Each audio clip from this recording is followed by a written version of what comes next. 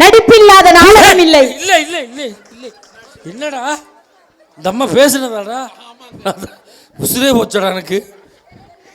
நடிப்பில்லாத நாடகம் இல்லை, துடுப்பில்லாத படகு இல்லை, போராட்டம் இல்லாத வாழ்க்கை இல்லை.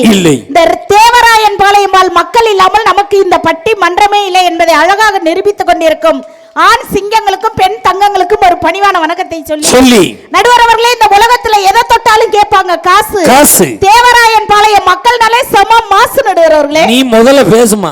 நடுவர்களே, நீங்க என்ன சாதாரண நடுவராங்க? அப்புறம் நான் ஸ்பெஷல் மசாலா தோசை நடுவரா? கொஞ்சம் பெப்பர் கூட சேர்த்துக்கங்க சார். அது ஆஃப் ஆயில்ல போடுவாங்க. முட்டை தோசையில போடலாம் சார். பேசுங்க மேடம். உங்களை பத்தி 4 வரி கவிதை எழுதிட்டு வந்திருக்கேன் சார். அந்த கவிதையை சொல்லும்போது இங்க இருக்க ஆண்கள் பெண்கள்ட்ட இருந்து எப்படி கைதட்டு பறக்குது சொல்லுங்க பாப்போம். உண்மையிலேயே எங்க நடுவர் சாதாரண நடுவர் இல்லங்க. நீங்கள் ஸ்பீடாக பேசுவதில் நீங்கள் ஒரு ஹீரோ ஹோண்டா, ஜில்லடு பேசுவதில் நீங்கள் ஒரு ஜிகர் தண்டா, தாகம் தணிப்பதில் நீங்கள் ஒரு ஃபேண்டா. உங்களை போல் நடுவர் இந்த தமிழ்நாட்டுல உண்டா? அந்த எதிரணிக்கு தீர்ப்பு சொல்ல நீங்கள் என்ன மண்டா? மண்டா நீ ஊர சாப்பிட்டு ஆயிட்ட குண்டா, நீ ஒரு கறி பிடிச்ச அண்டா. நான் கவிதை வச்சிருக்கேன். என்னைய கருப்புன்னு மட்டும் சொல்லாதீங்க சார். காக்கைக்கும் தன் குஞ்சு பொன் குஞ்சு. நடுவர் அவர்களே, என்னமோ இருந்துட்டு போகுது போ. என்ன பேச்சு? எதிரணியில இருந்து வந்து 2 பேரும் ஆண்களுடைய உழைப்பு தான் சொன்னாங்கல்ல, அவங்க 2 பேருக்கும் ஒண்ணே சொல்றேன் சார். இந்த மின்சாரம் இல்லைன்னா வீடு மட்டும்தான் இருட்டா இருக்கும். ஒவ்வொரு குடும்பத்திலையும் பெண் இல்லைன்னா உங்க வாழ்க்கையா இருட்டா போயிரும். மறந்துட்டு பேசுங்க. அதனாலதான் நாங்க யூபிஎஸ் பேட்டரி வச்சிருக்கோம். ஒரு பெண் பந்த கால் போட்டு வந்தாதான் சார் நீங்க எல்லாம் சொந்த கால்ல கூட நிக்க முடியும். அதனாலதான் மண்டபத்துல கல்யாணத்தை முடிச்சிடறோம். கல்யாணம் முடியாத வரைக்கும் நீங்க எல்லாம் சாதாரண மனுஷன். எங்களை திருமணம் முடிச்சதுக்கு அப்புறம் தான் குடும்பத்துக்கு கூட புருஷன். நீங்க நான் புருஷன், நீ யாரு புருஷன்? பத்துமா கொழுந்தியாடா லூசு போல. பொண்டாட்டி வேற மாத்தி சொல்றேன். உண்மையிலங்க சார், பெண் என்றால் அன்பு, பெண் என்றால் பண்பு, பெண் என்றால் ஒரு தெம்பு. அவளை நம்புங்க, வாழ்க்கையில உருப்பிடுவீங்க. அப்படிப்பட்ட பெண் குடும்பத்துல பொறுப்பா இருக்கும் போது வாழ்க்கை எப்படி தெரியுமா இருக்கும்? எப்படி இருக்கும்? அப்படி தென்றல் உறங்கிய போது திங்கள் உறங்கிய போதுமா இருக்கும் சார்.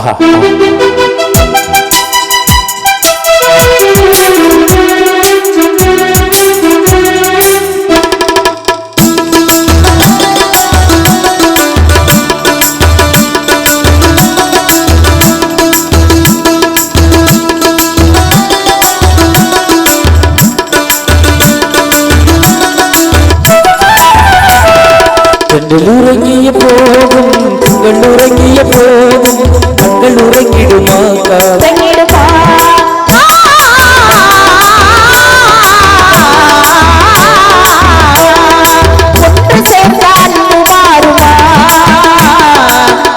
காதல் மாறி போகுமா?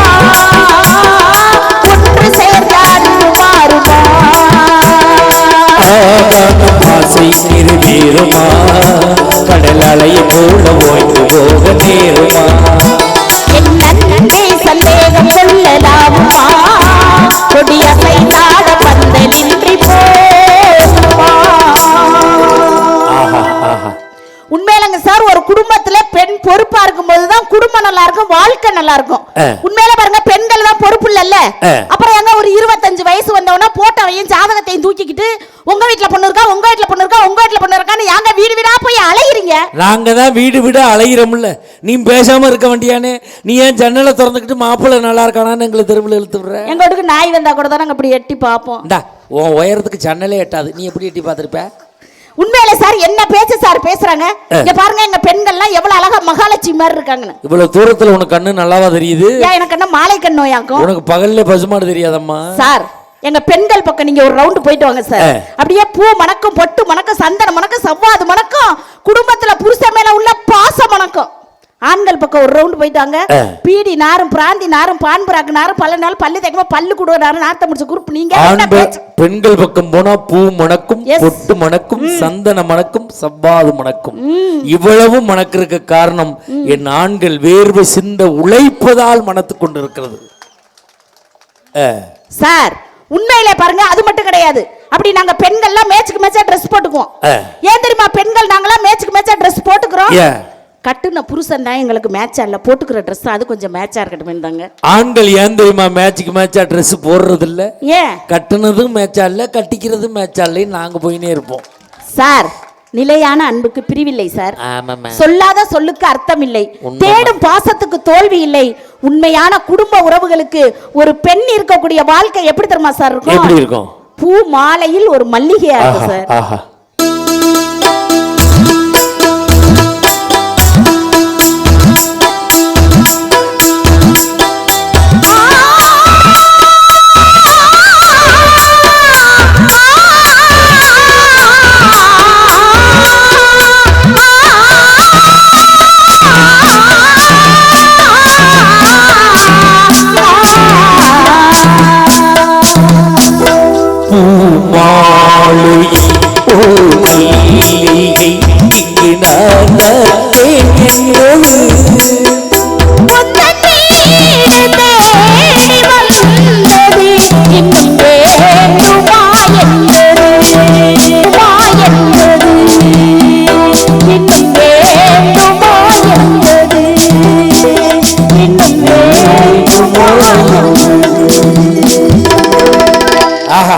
அருமையான குரல் வளம். நன்றிங்க சார். நீங்க 4 படத்துல தானே பாடணும்? ஆமா சார்.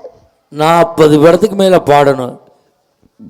100 வயசுக்கு மேல இந்த குரல் வளத்தோடு வாழணும்னு என் மக்கள் சார்பா உங்களை வாழ்த்து. நன்றிங்க சார். நீ எத்தனை வயசுல வாழணும் ஓம் புருஷன்ட்ட போய் கேளு. நான் இருக்கும் வரை நீ வாழ்வாய். ஒன்றும் அவசரம் இல்லை. நீ இந்த அம்மா அவன் 3 பேரும் லேட்டாவா?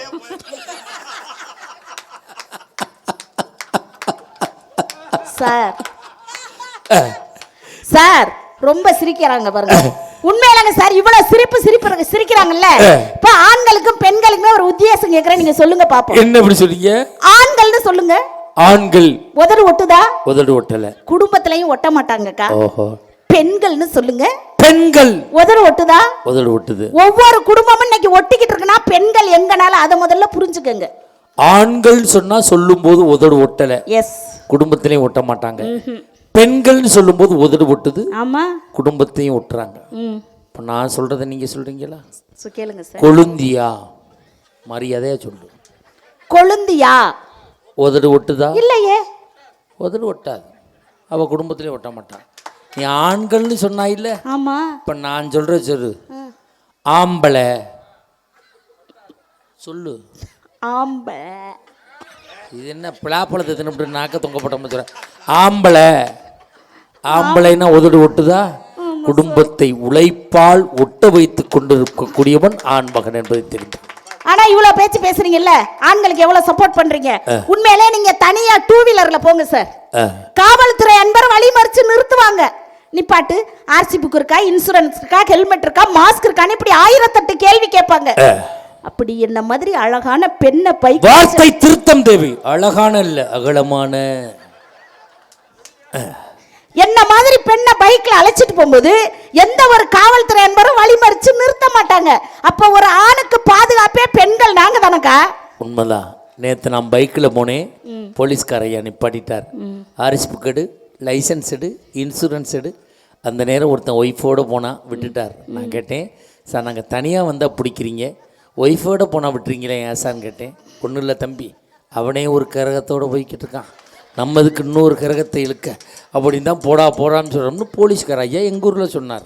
சார் எங்கள் அத்தா நேற்று உலகம் எத்தனை கிலோடி அப்படின்னு கேட்டார்.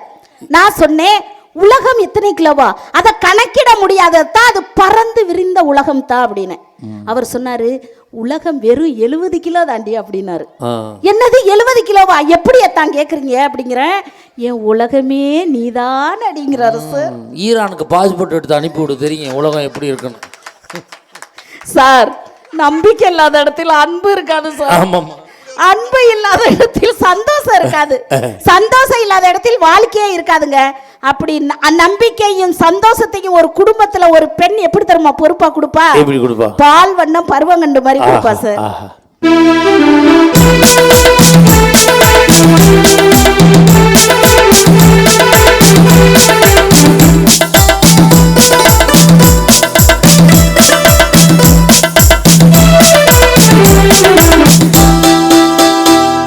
பால் வண்ணம் பருவம் கண்டு வேள் வண்ணம் புலிகள் கண்டு பால் வண்ணம் நான் கண்டு பாடுகிறேன்.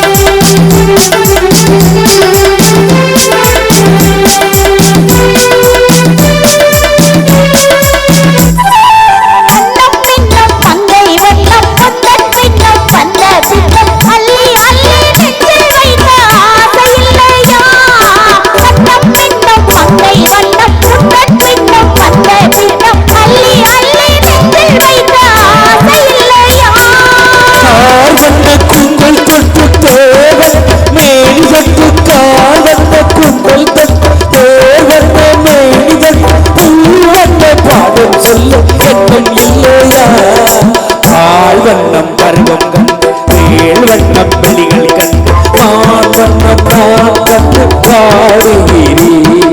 வண்ணம் மஞ்சே கண்டு கை வண்ணம் இங்கே கண்டு வண்ணம் நோய் கொண்டு வாடுகிறேன்.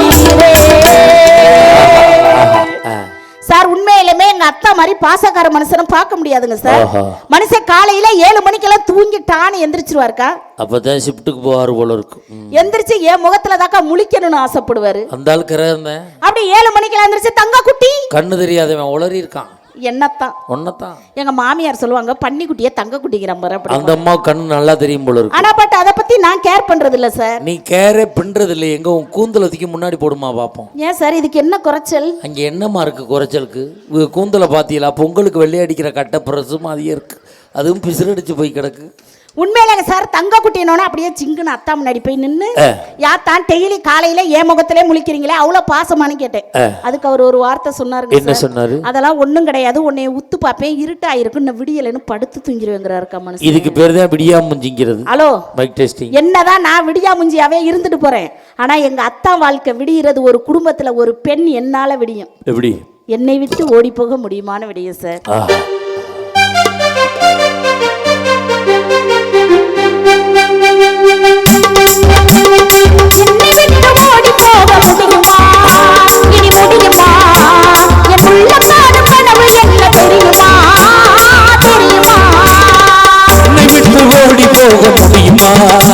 இனி முடியுமா? நாம் இருவரல்ல ஒருவர் இனி தெரியுமா? தெரியுமா?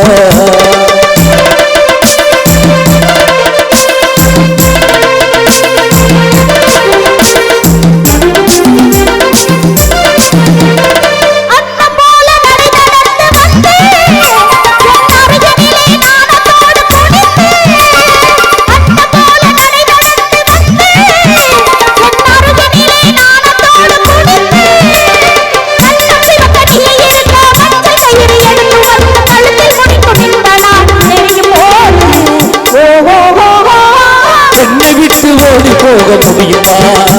இனி முடியுமா? நாம் இருவரல்ல ஒருவர் இனி தெரியுமா? தெரியுமா?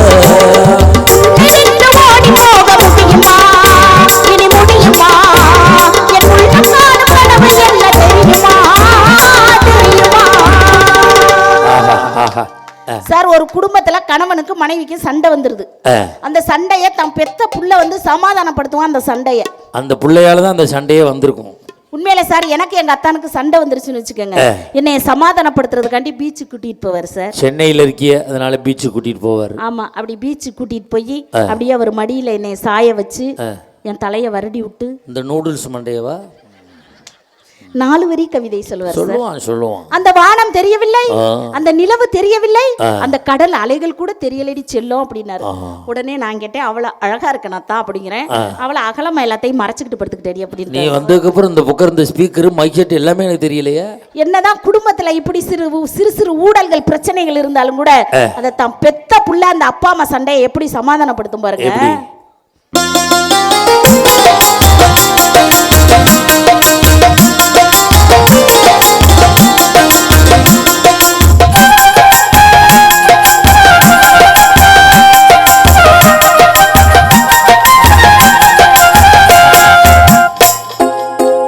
பலன்களை மறந்து விட்டால் கீழடா கண்ணா, அவள் படித்து வைத்த ஓவியத்தை பாரடா கண்ணா.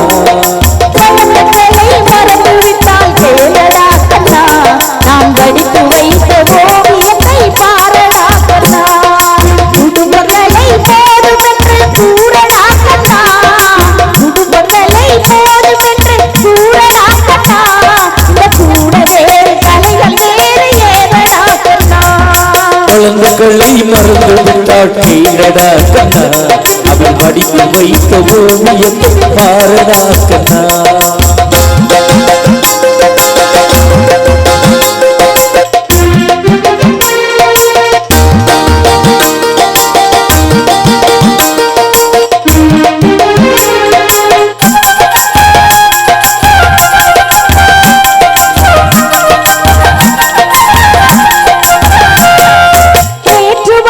நடந்ததெல்லாம் போகட்டும் கண்ணா,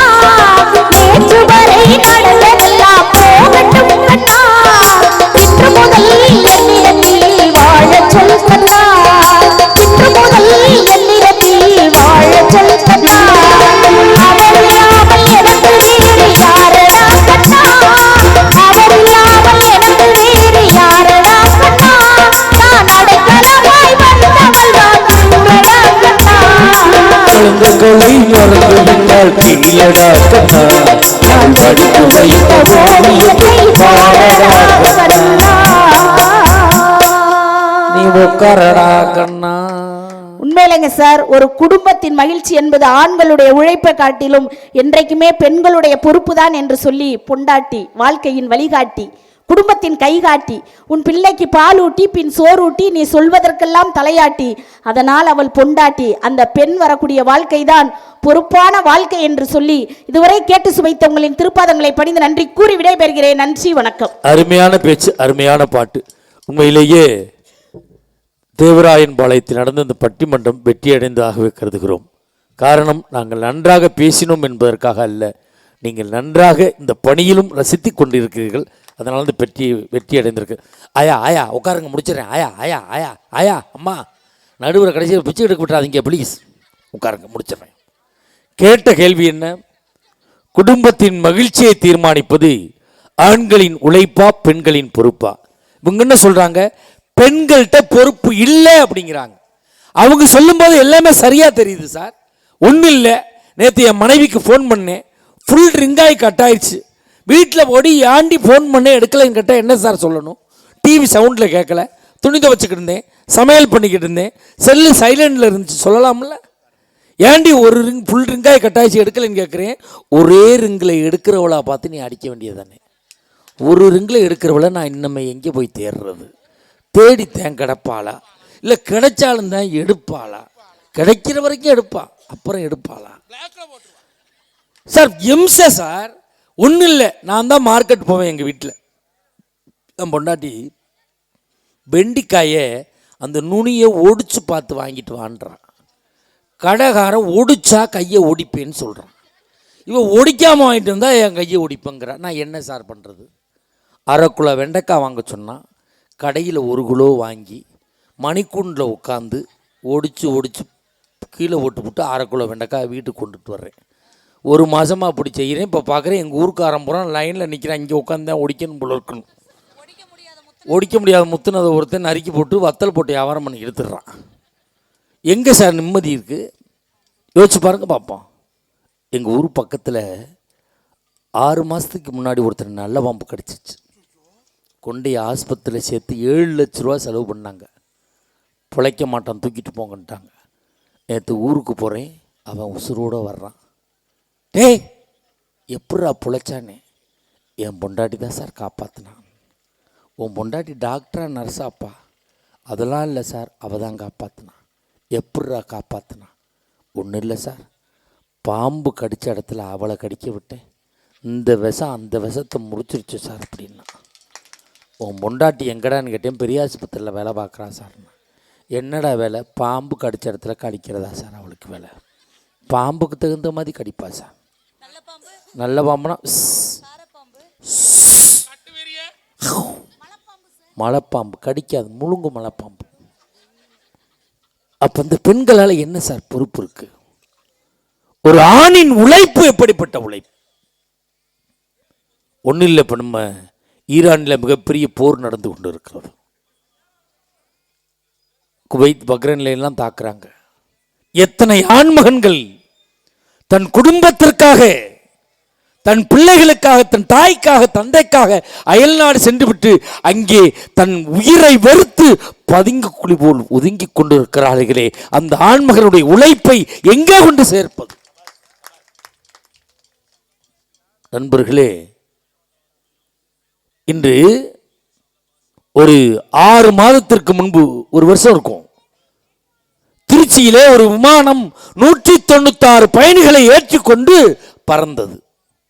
மேலே விமானம் பறக்க சென்றவுடன் கட்டுப்பாட்டு அறையிலிருந்து அவர்களுக்கு தகவல் கொடுக்கப்படுகிறது, தொடர்ந்து இந்த விமானம் பயணித்தால் தீப்பிடித்து எரிந்துவிடும். காரணம் என்ன?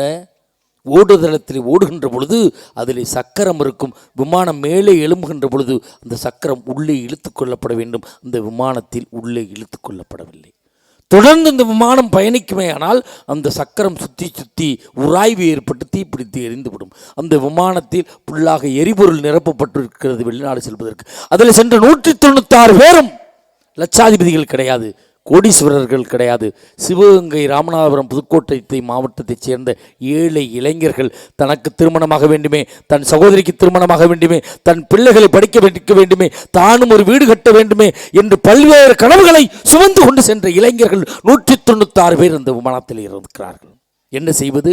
அந்த விமானி நினைத்திருந்தால் தனக்கு கொடுக்கப்பட்ட அவசர வழியிலே பாராசூட்டில் குதித்து தப்பித்திருக்கலாம். இந்த விமானி என்ன செய்தார் தெரியுமா? அந்த விமானத்திலே நிரப்பப்பட்டுகின்ற பெட்ரோல் தீருகின்ற வரை அந்த திருச்சியையே வட்டமடித்தார். வட்டமடித்து தன் உயிரை துச்சமென மதித்து அந்த பெட்ரோல் எல்லாம் தீருகின்ற பொழுது தரையிறக்கி 196 பேரினுடைய உயிரை காப்பாற்றி இருக்கிறானே, அந்த ஆண்மகனுடைய உழைப்புக்கு இந்த சமூகம் என்ன பதில் சொல்ல போகிறது? நம்ம திருப்பூர் பக்கத்தில் வெள்ளக்கோயில்கிட்ட 32 பச்சிளம் குழந்தைகளை ஏற்றிக்கொண்டு ஒரு பள்ளி வாகனத்தை ஒரு ஓட்டுநர் இயக்குகிறார். ரொம்ப சிக்கலான டிராஃபிக்கான ரோட்டில் நெஞ்சு வலி வந்துடுது. பின்னால் திரும்பி பார்க்கிறார். 32 பச்சிளம் குழந்தைகள், வாழ்க்கையை வாழாத பச்சிளம் குழந்தைகள், வாழ்க்கையை வாழ துடிக்கின்ற குழந்தைகள் விளையாண்டு கொண்டு பேசிக்கொண்டு வருகிறார்கள். அவர் தன் வலியை பொறுத்து கொண்டு அந்த நெருக்கமான ரோட்டிலே சிறிது தூரம் ஓட்டிச் சென்று ஓரத்தில் இடம் கிடக்கின்ற இடத்திலே அதை ஓரமாக நிறுத்திவிட்டு அந்த வட்டையிலே சாய்ந்தவர் தட்டி பார்க்கிறார்கள். உயிர் பிரிந்து விடுகிறது. ஒரு ஆண்மகன் எப்படியெல்லாம் உழைத்து கொண்டு இருக்கிறான் சார். நாங்கள் தினம் ஒவ்வொரு ஊருக்கு பயணம் பண்ணுறோம். ஒவ்வொரு ஊரும் நைட் 2 மணி 3 மணிக்கு போய் இறங்குவோம். போன வாரம் மதுரையில் போய் இறங்குறோம் 2 மணிக்கு. அப்போ 10 ஆட்டோக்காரர் ஓடியாரார். சார் எங்கே போகணும்? அவர் கேட்டேன், பகல் பூரா ஆட்டோ ஓட்டுறீங்க இல்லையா, நைட்லேயா தூங்கக்கூடாதா? அவர் சொன்ன பதில் என்ன தெரியுமா? நாங்கள் பகலிலெல்லாம் ஆட்டோ ஓட்டுவது என் குடும்பம் சாப்பிடுவதற்காக, இரவில் கண் விழித்து ஆட்டோ ஓட்டுவது என் பிள்ளைகள் படிப்பதற்காக என்று ஒரு ஆண்மகன் உழைத்து கொண்டு இருக்கிறானே, அவருடைய உழைப்பிற்கு இந்த சமூகம் என்ன பதில் சொல்ல போகிறது? இப்படி ஒவ்வொரு ஆண்மகனுடைய உழைப்பையும் சொல்லிக்கொண்டே போகலாம். இப்படி ஆண்கள் உழைக்கிற காரணத்தால் குடும்பத்தின் மகிழ்ச்சியை தீர்மானிப்பது ஆண்களின் உழைப்பே என்று நான் தீர்ப்பு சொல்ல முடியாது. இது ரெண்டுக்கு என்னடா பதில் சொல்றது?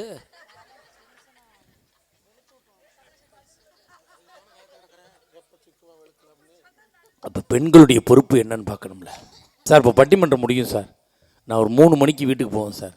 காலிங் பெல் அடிப்பேன். என் மனைவி கதவு திறப்பா. வாங்க மகாராஜா, தேவராயன் பாளையம் பட்டிமன்றம் சென்றீர்களே, எப்படி இருந்தது? அப்படியா கேப்பா.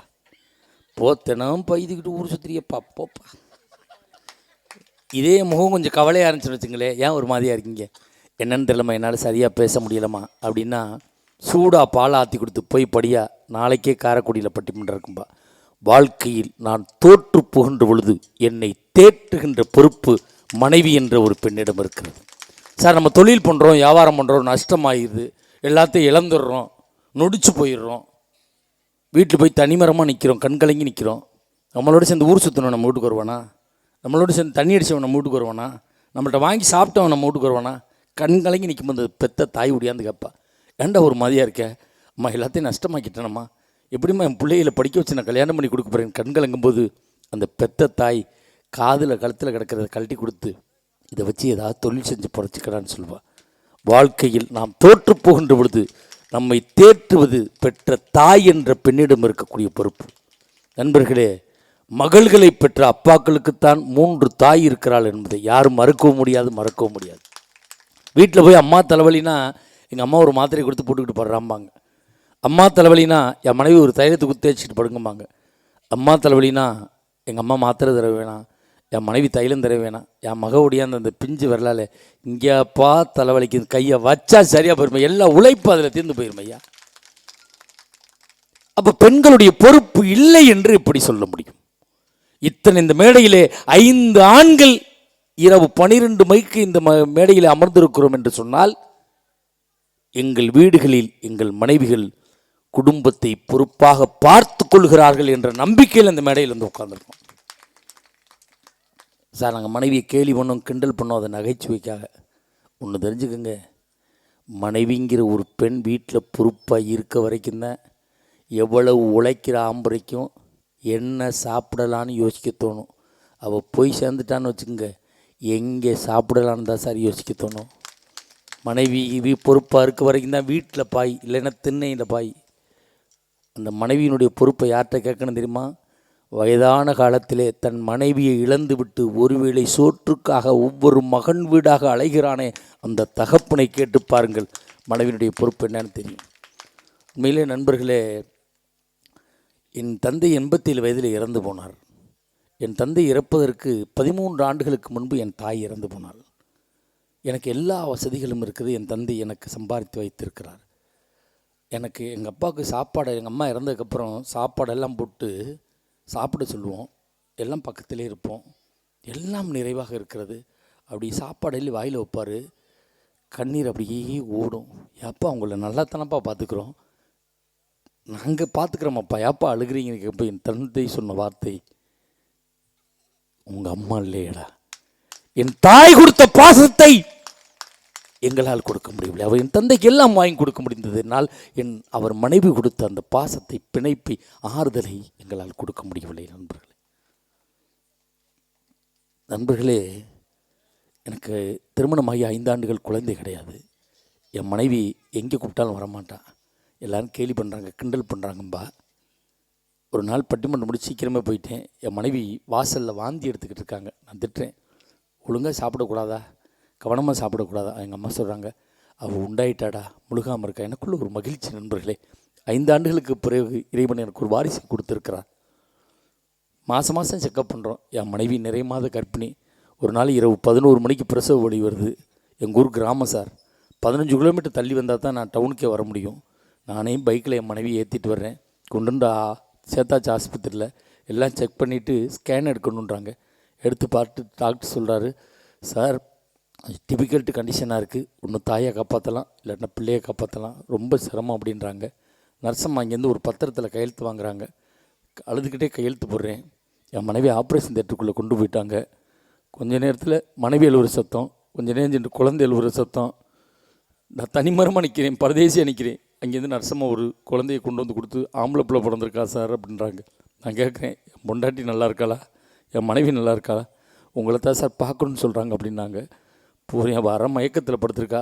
கொஞ்சம் கொஞ்சமாக தலையை தடவி கொடுத்து கண்முழித்து என்னை பார்த்து சாப்பிட்டீங்களான்னு கேட்டார். நண்பர்களே, எனக்காக ஒரு வாரிசை பெற்றுக் கொடுத்தவள் என்னுடைய மனைவி. நான் ஒரு ஆண்மகன் என்பதை நிரூபித்து கொடுத்தவள் என்னுடைய மனைவி. என் சொந்த பந்தங்களின் ஏச்சு பேச்சுக்கெல்லாம் முட்டுப்புள்ளி வைத்தவள் என்னுடைய மனைவி. இப்படி ஒவ்வொரு குடும்பத்திலும் பெண்கள் வாழ்ந்து கொண்டு இருக்கிறார்கள். அவருடைய பொறுப்பும் இருக்கிறது, ஆண்களின் உழைப்பும் இருக்கிறது. எப்படி தீர்ப்பு சொல்வது?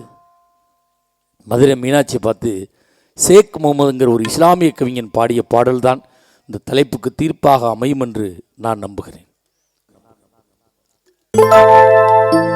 ஆண்டவனை காதலிச்சார் பாண்டி நாட்டு மீனாட்சி, காதலிச்சு மணந்ததுக்கு மதுரை கோவில் காட்சி. ஆண்டவனை காதலிச்சார் பாண்டி நாட்டு மீனாட்சி, காதலிச்சு மணந்ததுக்கு மதுரை கோவில் சாட்சி. வெட்ட வெட்ட வளரும் கொடி என்ன கொடி கூறம்மா, கட்டளை கேட்டேனம்மா, காதல் கொடி தானம்மா. ஓடுகிற வண்டி ஓட ஒற்றுமையா 2 மாடும், ஒன்ன விட்டு ஒன்று பிரித்தா என்னவாக எண்ணி பாரு. ஓடுகிற வண்டி ஓட. நண்பர்களே, குடும்பம் என்பது ஒரு மாட்டு வண்டி போன்றது. அதில் ஆணின் உழைப்பு ஒரு சக்கரம், பெண்ணின் பொறுப்பு ஒரு சக்கரம். ஒரு குடும்பத்திலே உழைக்கிற ஆண் இருந்து பொறுப்பில்லாத பெண் இருந்தால் அந்த குடும்பம் மகிழ்ச்சி அடையாது. அதே நேரத்தில் உழைக்காத ஆண் இருந்து பொறுப்பான பெண் இருந்தாலும் குடும்பம் மகிழ்ச்சி அடையாது. இன்றைய தமிழகத்தில் குடும்பங்கள் மகிழ்ச்சியாக இருப்பதற்கு காரணம் ஆண்களின் உழைப்பும் பெண்களின் பொறுப்பும் தான் என்று சமமாக தீர்ப்பளித்து நிறைவு செய்கிறோம். வாய்ப்பு இருந்தால் மீண்டும் பல தலைப்புகளில் சந்திப்போம். ஒன்றை மட்டும் சொல்லி நிறைவு செய்கிறேன். உறவுகளே, சொத்துக்களை வேண்டுமானால் பிரித்துக் கொள்ளுங்கள், சொந்தங்களை ஒருவதும் பிரித்துக் கொள்ளாதீர்கள். நன்றி, வணக்கம்.